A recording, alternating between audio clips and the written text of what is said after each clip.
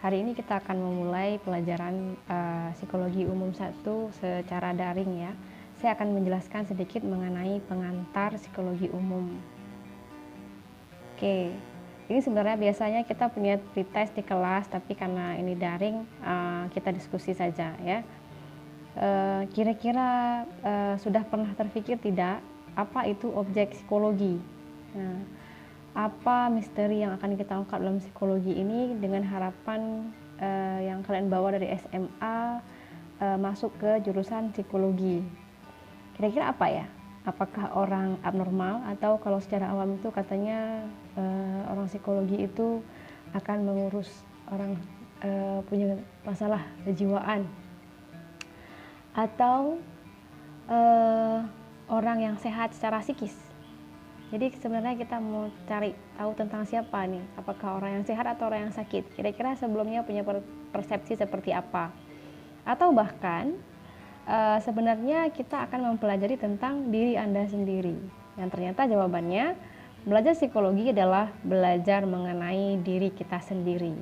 Kalau misalnya nanti lebih lanjut, kita dalam psikologi itu ada istilah kemampuan intrapersonal, mengenal diri sendiri ya. Nah, kalau memang kita akan mempelajari tentang diri Anda sendiri, tentang satu orang individu itu kita sendiri, kemudian ada pertanyaan selanjutnya, apakah diri Anda tergolong ke dalam orang yang sehat atau tidak sehat secara psikis? Kemudian paham tidak apa yang dimaksud dengan sehat secara psikis? Nah, ini beberapa istilah dan term yang diperlukan untuk mengawali pemahaman. Karena belajar psikologi artinya belajar hal-hal yang tidak langsung terlihat oleh mata secara fisik ya. Jadi kalau selama ini kalian pernah mendengar mengenai fisik, itu berhubungan dengan ilmu kedokteran dan ilmu biologi, maka psikologi itu akan mempelajari bagian yang lain. Berarti selain fisik, dalam diri seseorang, dalam tubuh individu, kita punya satu lagi yang namanya komponen psikis ya. Nah, psikis itu apa?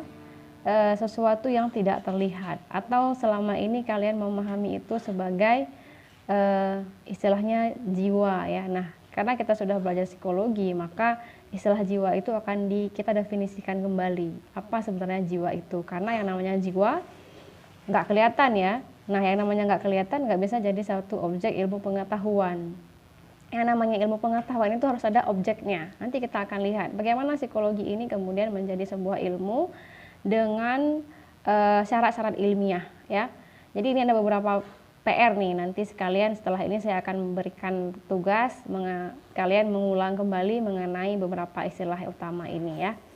Oke, kita lanjut dulu. Oke, nah dalam memahami ilmu psikologi nantinya, maka saya akan mengajak mahasiswa sekalian untuk memahami diawali dengan definisi ya. Kita akan mulai secara definisi karena supaya dipahami dulu sekilas, kemudian kita akan kembali ke sejarah. Jadi nanti kita akan kembali setelah saya membawa mahasiswa sekalian ke definisi psikologi secara umum, nanti akan kita ulang lagi melihat sejarah ilmu psikologi, bagaimana ilmu psikologi itu muncul, kemudian kapan pertama sekali dia muncul, dan setelah ilmu psikologi itu berdiri secara mandiri, apa pendekatan-pendekatan atau aliran dalam psikologi yang berkembang setelahnya yang disebut masa psikologi kontemporer ya.